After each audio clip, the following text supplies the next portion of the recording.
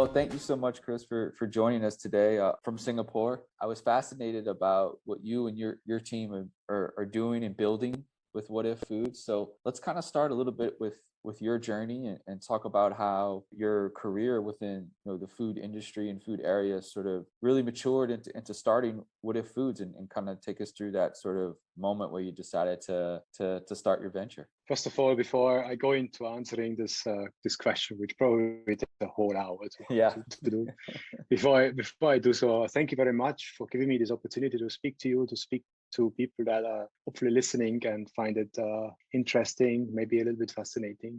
I hope we can engage with your community. That would be fantastic, lovely. How this all started? It started really way back then in my childhood. I grew up about 15 kilometers north of Salzburg in the countryside as a farmer's boy, essentially. We had this perfect supply chain in place where we basically, way back then, before the term regenerative agriculture was really known or used, let alone in the German-speaking part of the world, but we had it. We had as much livestock as our land could support. We produced dairy. We made a little bit of butter. We had our pigs. We made sausages, and we had this massive restaurant that was basically the community place.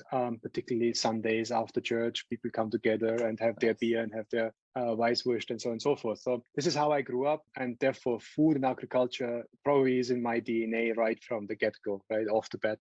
Is when I got really fascinated with it. I then decided to basically study a little bit of agriculture, did food science, later on an MBA in finance and in marketing. But my journey, my professional journey, took me from working from big names in the industry right through to entrepreneurs in really, really challenging environments, to become ultimately an entrepreneur. The first big venture that I pulled off was in India, when my wife and I decided to go in the country and make an impact, go and create something that is lasting, that is sustaining for many, many lives, to have meaningful jobs and lift them out of whatever they have done before, create this vacuum so that they can have actually a fulfilled and meaningful life, has always been one of the key drivers for my wife and myself. And we did that in India. And today it is India's largest seasoning company. As an entrepreneur, I've exited from it in 2012. I'm looking back today with such a joyful smile on my face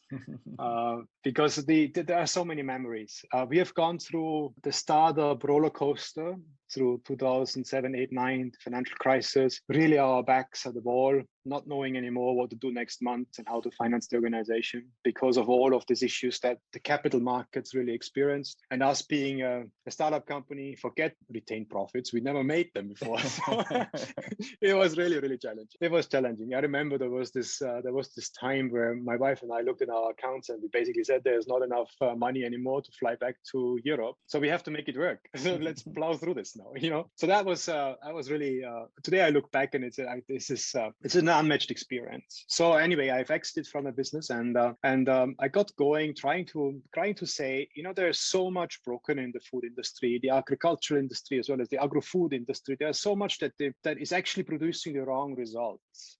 And I said, there must be a better way of doing it, because at the end of the day, we always say in the industry, right, the system is broken. Essentially, the system is not broken. The system is very, very efficient. Mm-hmm. It just produces the wrong results because we are measuring the wrong KPIs in the industry. And therefore, we have produced whatever we have produced. This model that's out there today is essentially designed for a post-World War II generation, mm-hmm. producing quantity per hectare, let alone quality. Doesn't really matter. Whatever is there, it's just, feed empty stomachs. And we have carried on perfecting the system to such a high extent that we are feeding globally our population 75% of all food with 12 crops and 5 animals. I mean, this cannot be healthy. We cannot expect a healthy outcome if we do produce food on that level, right? It's just not possible. Evolution didn't give us the time it took us to get there, evolution not give enough time to adapt to these circumstances. We are creatures that strive usually on 300 different plants and other things that we eat and that we need in order to be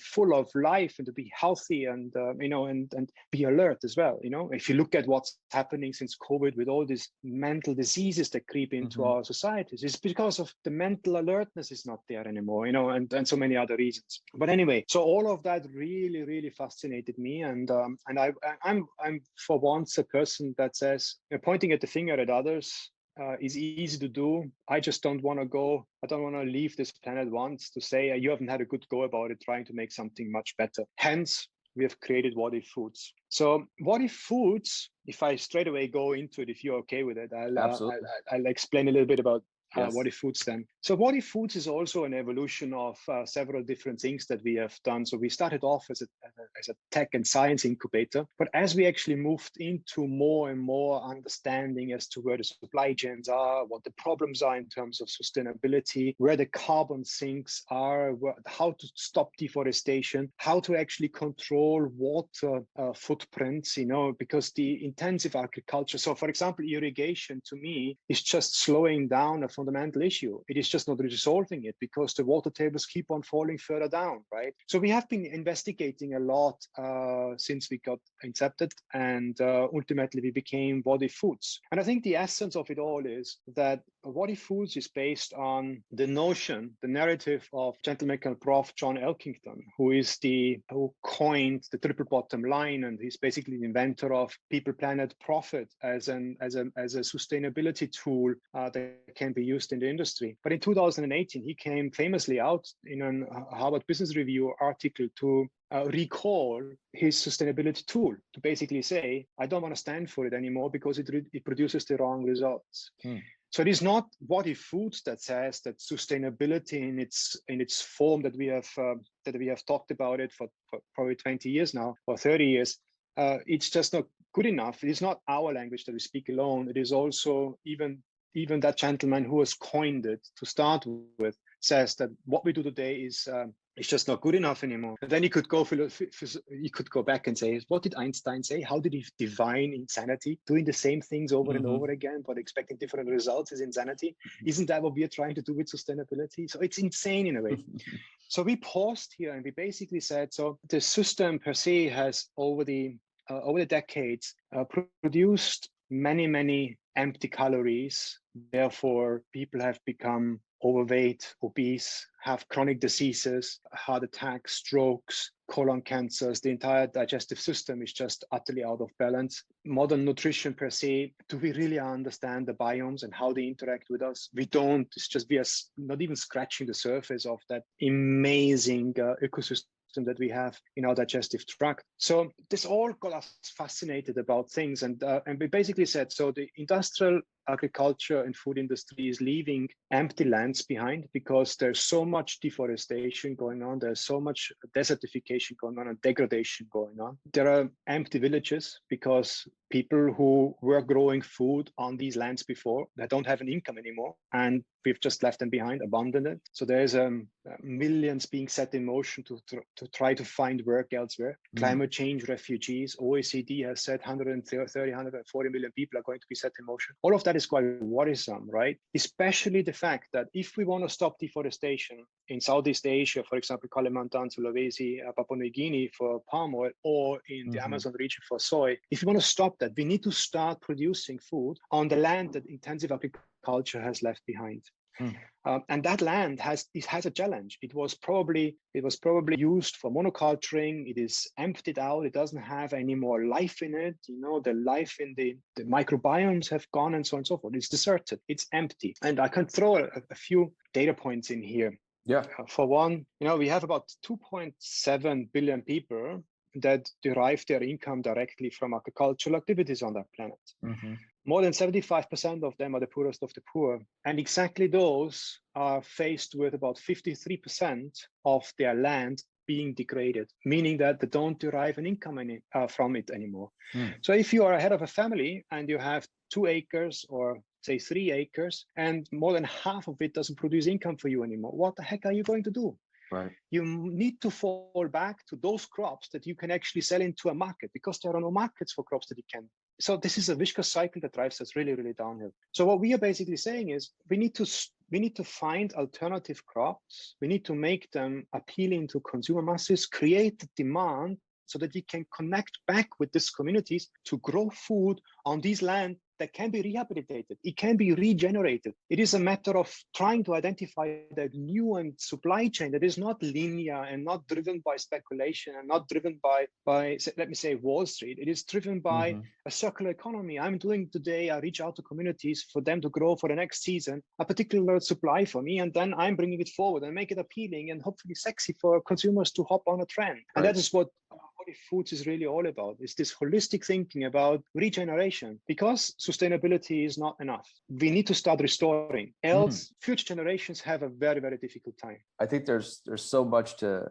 talk about with all the aspects of, I think the industry is so massive. Like you said, it employs a lot of people, billions of people, right? It's $1 trillion dollar industry. You look at some of the economic variables of it, and then it's where do you start with something that big, right? Where do you start at a base level to make it better, right? Because like you said, the system itself is very, efficient. I mean, a lot of the world gets fed. I think a few years ago, I read a statistic that more people died from obesity than from starvation. So it's not the lack of amount of food, it's the distribution of food, and then it's the quality and the health of the food that is being put at scale to the world. So I guess where can we start as, consumers? I always think is such a powerful entity. We have so much power that we can change a lot of these things that we want to change. But a lot of the times, the food that's really bad for us is the cheapest, right? And you go to a grocery store, and that's people look at economic cost on food, which is a little weird because it's their health, right? It's not just food, it's what's the cost of your health, right? Like you said, then we have all these chronic illnesses and diseases that come from eating really bad food for decades. I say that to say whether it's from a business side, right? The industry, what is the industry doing? Are they making positive moves to better ingredients overall? As a food scientist, what has been the issue for, I guess, your career that you saw? How can we make it more manageable and make industry create better food for the masses? Is it even possible, I guess? I am a firm believer that it's absolutely possible, as long as we can mobilize the consumers to be on a journey with us. Yeah. I'm an optimist I'm born an optimist. So it is always difficult to see that the downside and the risk in things that I'm doing for me. But let me explain a little bit why I think it is doable. For one, we are experiencing a pivotal moment in history. Our societies are polarized. They have rivaling ideas. And that is always an indication for something is going on. There are ideas that really, really rattle the cage, so to speak. And I think what COVID-19 has done, locking many of us in our homes, has escalated our thinking as consumers as well as regulators. Because we saw that in the good old days, we do not eat 5 burgers a day and 2 liters of cola full of sugar. It doesn't influence your health tomorrow. It accumulates on your ribs. It makes you more overweight and obese, and you pay the price in, say, 10, 20, or 30 years down the line. So today, I don't care. But what COVID-19 has done is that it brought it straight into our face. The time to harm has been shortened so much that consumers are really, really waking up. Look, today in Singapore, if I go out and I'm on my cycle and I cycle around, you see people that you haven't seen exercising before. Very obvious. Their body structure doesn't indicate that there have been regular exercises before, which is a good thing, because they are starting to think about what they are putting into their bodies. They start thinking about, hey, okay, I can't do this 7 days a week, 24 hours, but I can do it 2 times, 3 times a week, and so on and so forth. So this notion, this narrative is coming in. Secondly, I think that the regulators are really waking up to say, hey, hang on a second. Yes, we are perfectly aware that in Brussels, for example, there are 30,000 lobbyists, if I'm not mistaken, and they all whisper their philosophy and their reality into our ears. We know it exists, but hang on a second. What did COVID-19 show us? It showed us that the mortality rate on overweight people is much higher than on healthy people, right?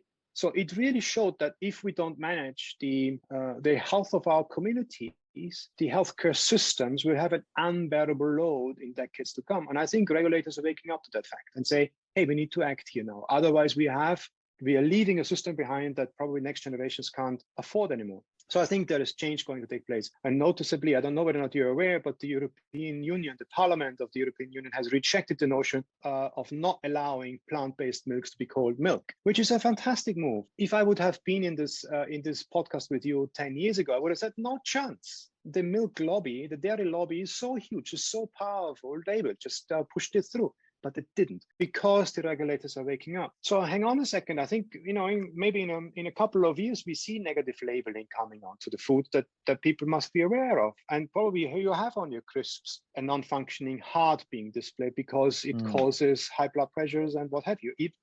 I would not be surprised if it comes. So I think there is this notion of regulators are bringing about a new framework of thinking. And I think the consumers are aware of, we have to do things differently. Now, you've asked me about where to start and what can others do differently. I don't want to talk too much about others because I don't want to go on a rant. Sure. But what I want to talk about is to really kind of highlight as to what our philosophy is and how WhatIF Foods is going about it. So what we have done is essentially, we basically said, what are regenerative crops that can grow on these challenged lands? Where are these communities that need helping hand with new income on these degraded arable lands? And can we find regenerative crops that are complete in their own right and capacity versus being there to be refined for ingredients, which is a total different stream of thinking. And that's our filter that we apply over these regenerative crops. And then a whole stream of science starts. Our technology starts to work and get engaged in.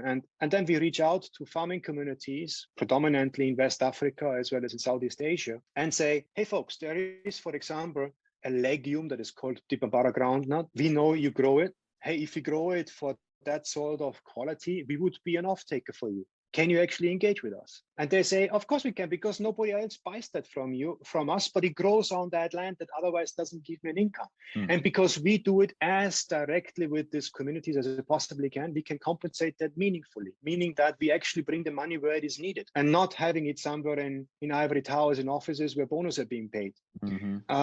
And that is a very, very important aspect of it, because one thing is to be able to go with a golden check, $1 million as a CSR money in these communities and do something, but that is not sustainable, right? That doesn't build an economy from scratch up. That doesn't generate a regenerative economy per se. But what we are trying to do is exactly that. We're basically doing a regenerative approach to that land and bring this economy about for them. And then we use science and technology to actually convert that either in instant noodles or even in plant-based milk. And we do it in such a way that our customers, our consumers, must not adopt new cooking styles or have to go to special classes or have to buy another shaker or have to buy another whatever. What we're trying to do is we try to keep this convenience food as close to what's known out there, so that the switch can become a very, very easy one. No adoption needed, but yet we are bringing these ingredients through these regenerative crops into the diets of these consumers. Therefore, beef up the nutrient load in what otherwise is empty. And with the beefed up nutrient load, we make consumers essentially healthier because we replenish the nutrients that they need on an ongoing basis for their busy lives that they're living, for their challenged lives that they're living. And this is the way we are thinking. So we are using science and technology, not for the sake of making a buck on an exit of some sorts. We're using science and technology to regenerate these crops, bring them about, make them meaningful again, and connect that into forms of food that are easy to consume for consumers, so that the switch becomes a logical one and becomes an easy one. And we try to do that on a cost basis that allows us to become maybe the Tesla of the industry, to do it on such a level that it becomes affordable to many rather than elitist to few. Because if you want to drive impact, one has to look at scale, because only at scale, for once, these crops that we are nurturing right now, they will stay. They become part of the system if at scale. If they become too small, they will be forgotten if we don't go for it. And secondly, the more lives we can touch on both sides on the origin side, meaning farming communities, on the consumer side, the better it is for all of us as an humanity. And that's what we stand for. That's a fantastic journey that we're on. And that philosophy is something that we have started. So you asked me, where have we started? We have started by saying, and here comes the capitalistic thinking through a bit, maybe. What we have done is we have basically said, look, folks, is there really a need to deep fry instant noodles? There must be a better way of doing that, because deep frying instant noodles creates a demand on palm oil. Palm oil has all the devastation on the planet. Plus, it is calorie, nothing else. It's just rich calories. Right. So if we take this step out and we innovate against that, then we don't deep fry it anymore. And we can actually use then the ingredients such as the babara groundnut in it in order to supplement the wheat flour with babara groundnut flour in order to make it nutrient dense. And that's the way we started, because then you are within cost of goods manufactured of the industry, and you don't have to seek out special markets with special high income streams. You can actually go straight to market and go for your retail base, essentially. And that's how we started. Science and technology is the enabler. The impact is happening on consumers as well as on farming communities. What does the technology part, can that excel? Is it the extraction of the nutrition? Does the science and technology part, is that something that just hasn't been available before, like it is now, right? Like everything else, I mean, technology has invaded every part of every business sector in the world, right? And specifically for food, we see obviously like plant-based exploding. We see lab-grown meat, lab-grown chicken, lab-grown everything, right? Sort of exploding. What has technology allowed us to do with food from a positive point of view? And are there negative aspects of it? The way we have approached it is commercially minded and striving for impact as soon as we possibly can, in combination with thinking circular and regenerative. This plant-based movement that is out there is fantastic because it gets the consumers to have a conversation about something that is damn important. Reduce your meat intake, bring a better planet about, leave something better behind that you have found given from your forefather. So that is a fantastic step forward. However, it doesn't address the dire need of the planet to grow product on degraded arable land that the industry has left behind. Because if we don't do that, then these lands cannot become carbon sinks. So they are carbon emitting because we're not growing anything. So that is a huge aspect that the current plant-based movement is not addressing.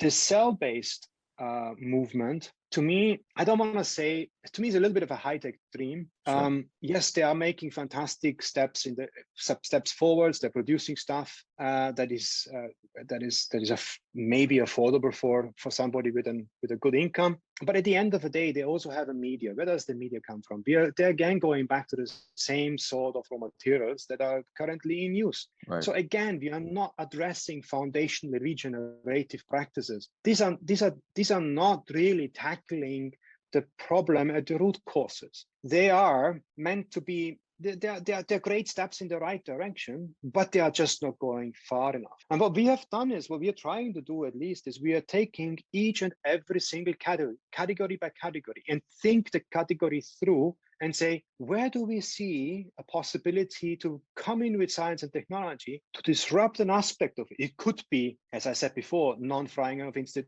noodles, or it could be a total different approach to making a plant-based meal, leaving the good stuff in without refining it. And this is all science and technology that probably is not as sexy to discuss as cell-based meats are, to be honest, because of these 12 crops and 5 animals that produce more than 75% of all food that is being consumed. The factories that are out there everywhere in the world are so specialized that even a change within a crop to a different sort of a raw material makes a haywire in the system of the factory. It can't run therefore anymore. So you want to make sure that even one crop, say corn or wheat or whatever it might be, that hits the factory is within a narrow spec so that the factory performs at its maximum peak. So to that extent, we have brought in efficiency. So let alone trying to bring in a different crop in such effect. It would just not work. It doesn't flow. So everything that we do is a heavy lifting from the bottom up, trying to make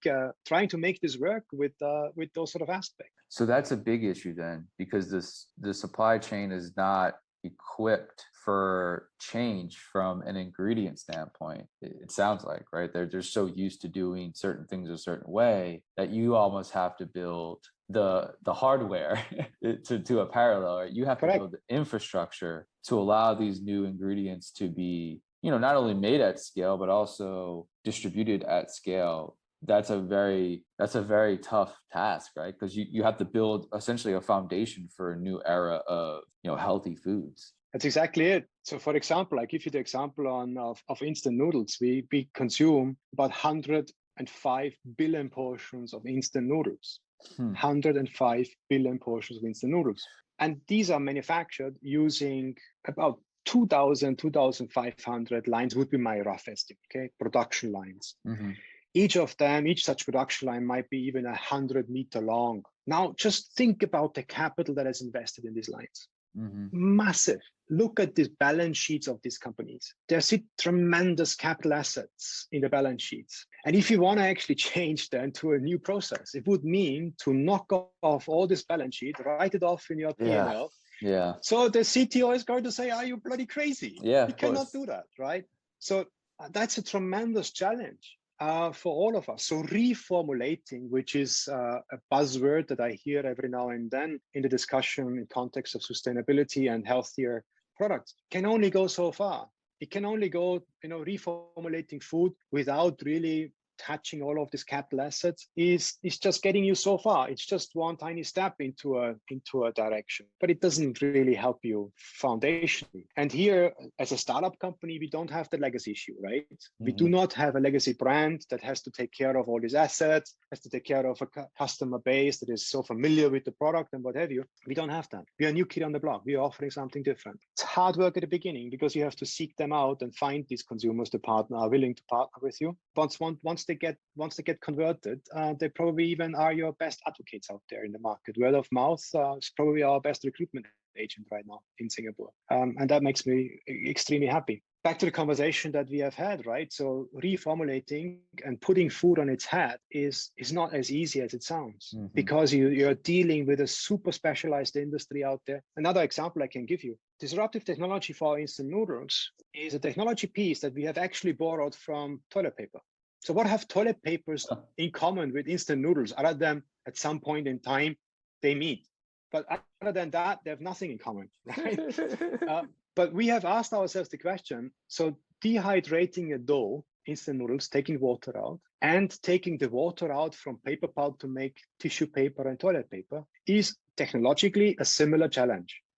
So if deep frying would be the holy grail to dehydrating water, toilet paper should be deep fried. But it isn't, of course. So how do they do it? And can we actually learn from them? And our technology today is a big part of that puzzle of our technology is a borrowing from the paper pulp industry. We have actually cross-pollinated that technology with our technology and brought it to life in instant noodles. Interesting. Does that process, is it a similar process for the other type of food offerings, or is that just the case for the instant noodles and then there's different technology that's used for the other WhatIF products? So the answer is yes and no.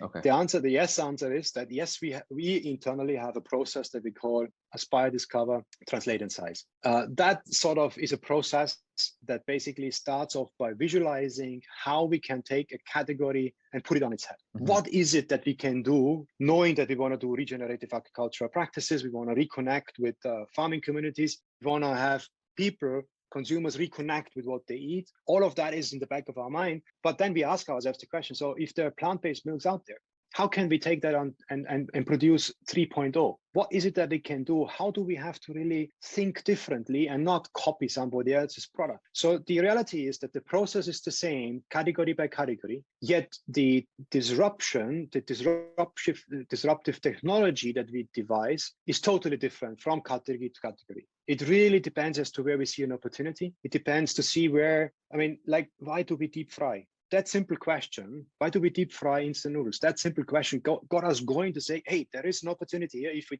don't do this anymore, we are not destroying any more nutrients because deep frying is so harsh on nutrients, and then we can put in this, that sets in motion a entire new train of thoughts that then feeds into a project that then is being mulled over and worked on. Again, the process, the innovation process that we follow is the same, but where we disrupt technologically using our science base might be totally different. Mm-hmm. So we have a number of patents for our disruptive technologies, and all of them are totally different. There's not a common aspect of it.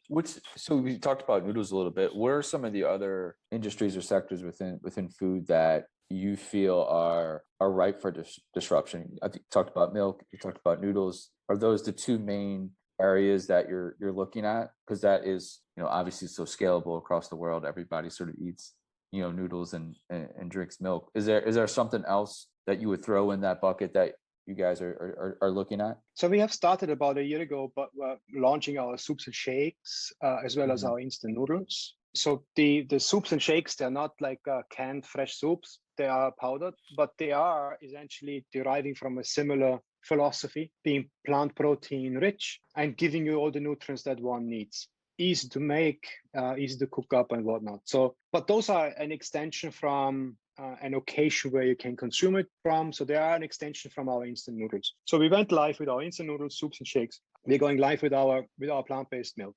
And thereafter, there's going to be a portfolio of products that comes out of, of the first foundational process, call it the plant-based milk that we produce, which essentially is made in a total different way. It is made without losing a complete crop in its own right. So meaning that we don't fractionate, we don't refine, we actually use the wholeness of the crop that Mother Nature gives us and convert that into a fantastic nutrient-dense product. So that is one that we do. As we then look probably into 2022/2023, depending as to how we are doing, there's definitely a play on plant-based or on more protein-based products. We are busy devising a technology that helps us differentiate that sort of angle.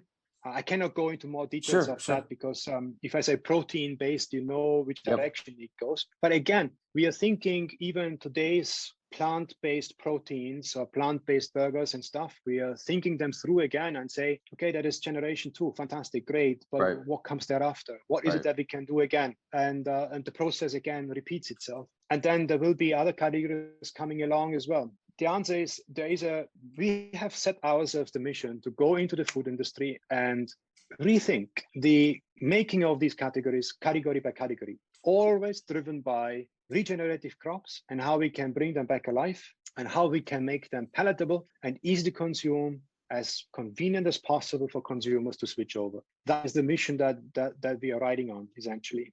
And I hope it gets us to category by category by category by category as we move along.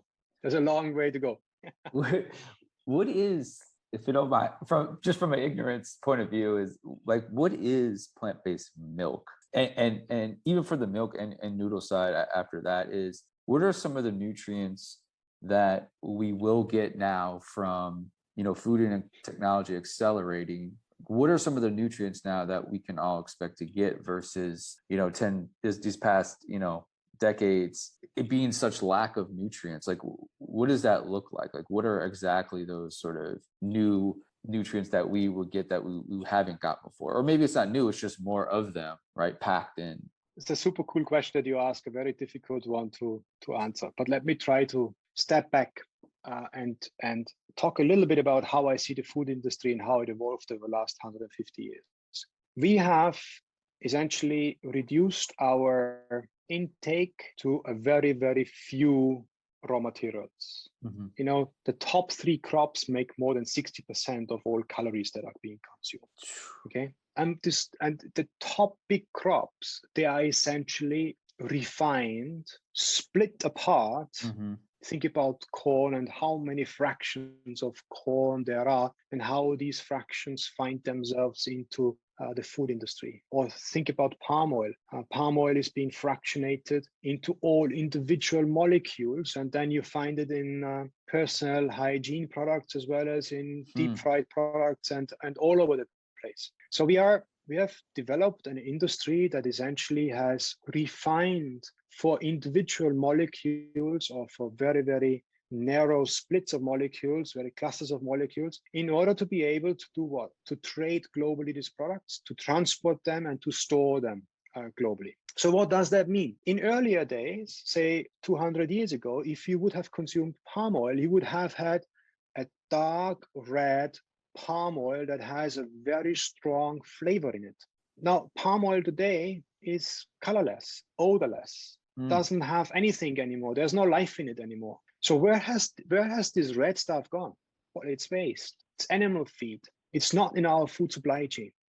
So the refining out of ingredients is a big part of us humans not delivering a complexity of different nutrients into our microbiome. Just imagine for real quick, that refining process means that it's also the process of essentially taking nutrients out of the product. Yes, it's essentially splitting a product for one particular nutrient alone. Gotcha. Okay, say for example, in palm oil, it's palmolene, which is one fatty acid. And you don't have the complexity anymore that otherwise palm oil will actually give our bodies, particularly our microbiomes, to feed on. I just want to probably buzz your brain a little bit by saying, if you compare our ancestors' diet to how we eat today, they then, 10,000 years ago, they have fed on minimum 300 different species, be it plants, insects, be it fruits, vegetables, and so on and so forth, 300 different ones. They then had a microbiome of more than 1,500 different species in their bellies. Whereas we today feed ourselves 75% with 12 crops and 5 animals, whereas 17 versus 300. And then because of that narrowing down on so few ingredients, most of them are being refined, as I said before. The ancestors didn't refine them, and eating everything is actually raw. They had no interest in refining. Just scrap that. It's not important. But we do. We refine. And then we bombard our microbiomes with just a few of these molecules, a few of these fractions. And therefore, we have only about 50 in an average left in our microbiomes. So the difference in terms of potential first metabolites is a 7 Gugol, which is 10 to the power of 700. This is such a complex world that we hardly understand. Just adding a few nutrients through fortification into a food, this is marketing. This is gimmick. Yep. This doesn't help us. This doesn't satisfy the complexity of it. What we are trying to do is the opposite. We're trying to actually go back and bring these crops back, bring more life into our food, bring more of these ingredients back into our systems, and therefore do good for our diets as well as for communities and the land it grows on. So just real quick on the palm oil example, that is sort of at, when we're talking about scale, right? And now palm oil has been put into all kinds of things, but in order to do that, you destroy a ton of land, at scale.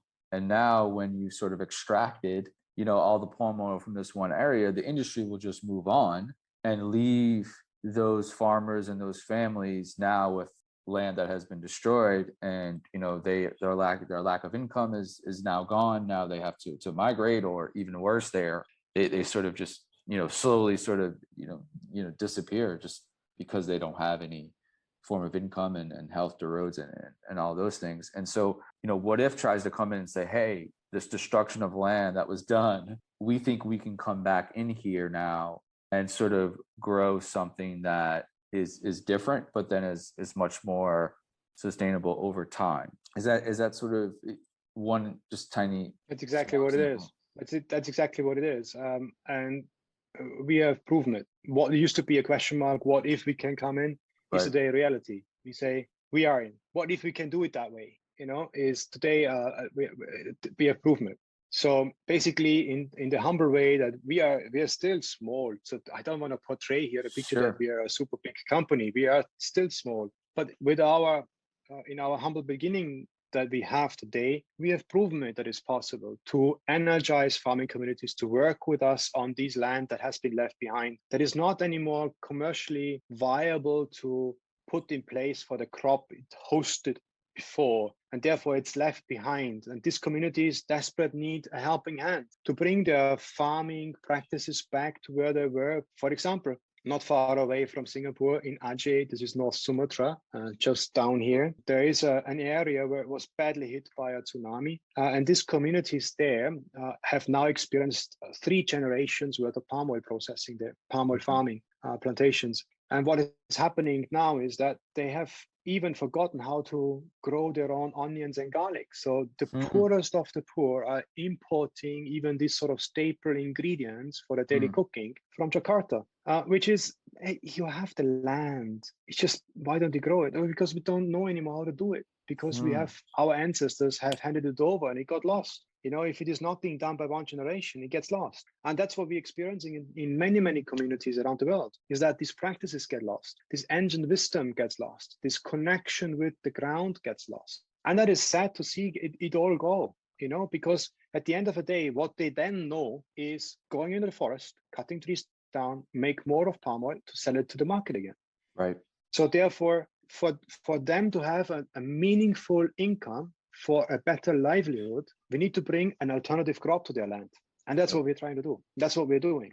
Interesting. And would you go essentially like look at the land, because I guess, again, a little ignorance here, but you know, some places you can't grow certain things and some places you can grow certain things. So when you, like, how do you find these lands, right? Whether it's Brazil or South America or Africa, like how do you find these lands that have been degraded or sort of left behind, and go in and then assess and say, okay, I think we should grow this here, right? Because this has a long lifespan of doing this. Like, and do you, real quick, like about the process of finding locations and then actually figuring out what to grow there? Unfortunately, that is not very hard, because more than 50% so much of it, yeah. or 53% of land that is in agricultural use is being degraded. And this is not Chris saying it.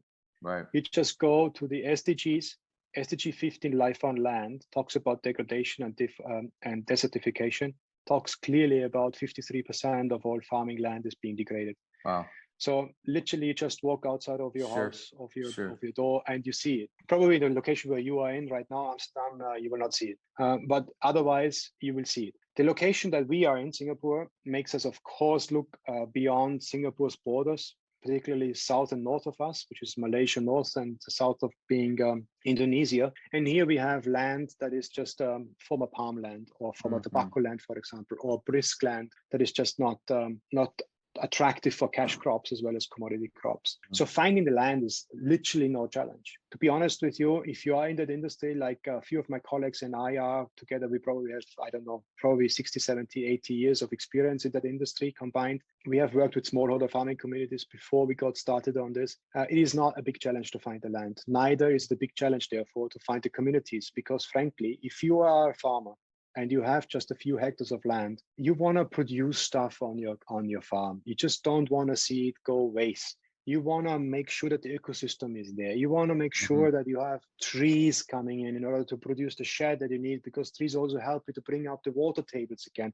which all got lost, and so on and so forth. Doing that sort of regenerative work with farming communities is one of a very joyful exercise to do. And it's not really difficult to pull off, though the larger the scale, the larger it's going to be. But if you look at the cocoa industry, for example, for all the chocolate that is being consumed, having smallholder farming communities in groups combined to about 30,000 is not unheard of.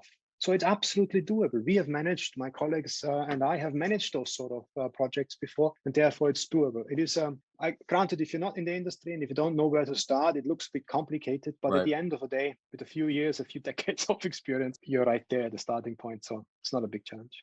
Unfortunately, to be honest, because you're right. You framed it very well. The world would be a better place if it wouldn't. Right. If you did, it's funny because it's actually something that's like, you wish you didn't have to build this company almost, right? Like it's a weird thing. How ironic is that, right? But you're right. How ironic is it? I wish I wouldn't have to build this company, but here we go. So I'll saying, what if food is made this way? I'll end on the last question, and usually it's about the future, and hopefully optimism in what the next sort of decade will bring, right? And sort of, what do you look like for the next decade? What would be success, right? For WhatIF Foods? What would you like to see happen? And what is sort of your dream of what WhatIF could be, and perhaps what it will be, and what are some of the successes that you would like to see over the next decade? Okay, here you go. So the realist in me clearly looks at the marketplace as one who has started about 30 years ago with these functional foods that came about, a little bit heart health here, a little bit prebiotic there and whatnot. Then about 20 years ago, 15 years ago, you saw really a vegan movement to come about. The first plant-based products, Oatly, started on that move as well. Shout out to them. But what we are seeing now is a strive towards regenerative agriculture. We see it the moment you open up, for example, in the United States, Kiss the Ground made a huge impact in community, the Netflix documentary. It portrayed and it showcasted that you can actually grow food so differently by going back to basics, essentially. So what I firmly believe is that we are seeing now, I would say, the third wave of agri-food, and that being one of a regenerative nature. We take regenerative seriously because we don't want to just say that we are doing regenerative farming practices and that's the end of it. No, we actually want to reconnect to farming communities directly so that we bring this meaningful life back. And we want to refuel the nutrients that our busy consumers need on a day-to-day basis.